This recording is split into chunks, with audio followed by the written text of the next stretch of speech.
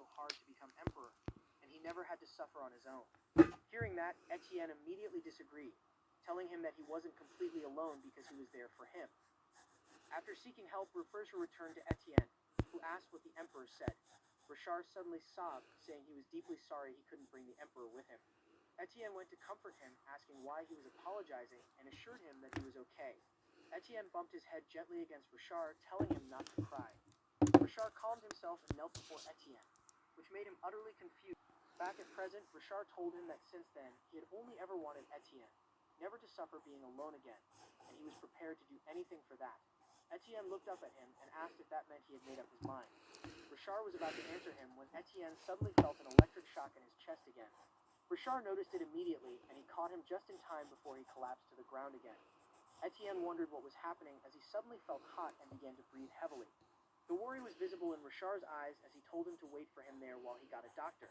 But once Etienne heard the word doctor, he realized that he couldn't let anyone examine his body except for Dr. Celadine.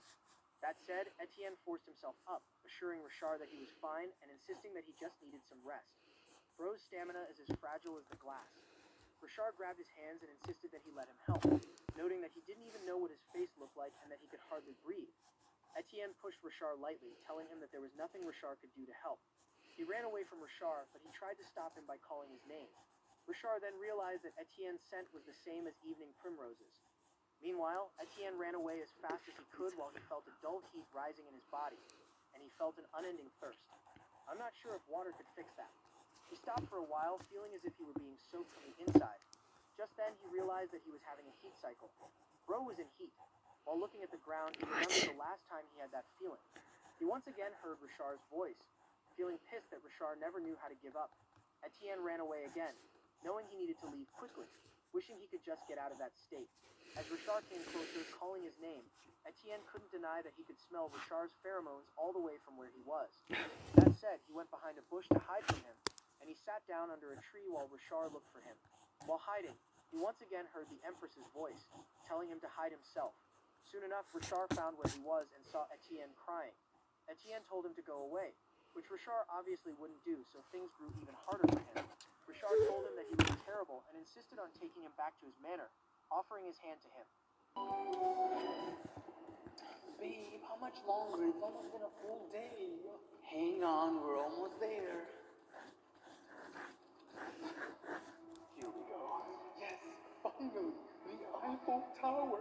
Je le perds. What is this? It's the catacombs. Catacombs? I thought you were taking me to the Eiffel Tower. Babe, this is literally the same thing, and it's actually cleaner, and there's less people. So not the Eiffel Tower.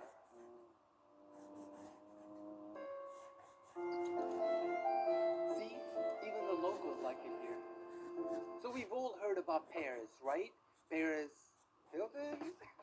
But did you know that beneath Paris is a massive maze of tunnels that holds over 6 million bodies? Oh, you didn't know about that? Well, did you know that Paris has... Dinners either of us have ever had at this trendy Paris restaurant. Definitely worth the hype. And then we got ready and went underground. Since we wanted to do this on Halloween, the catacombs get really crowded on Halloween, so we had to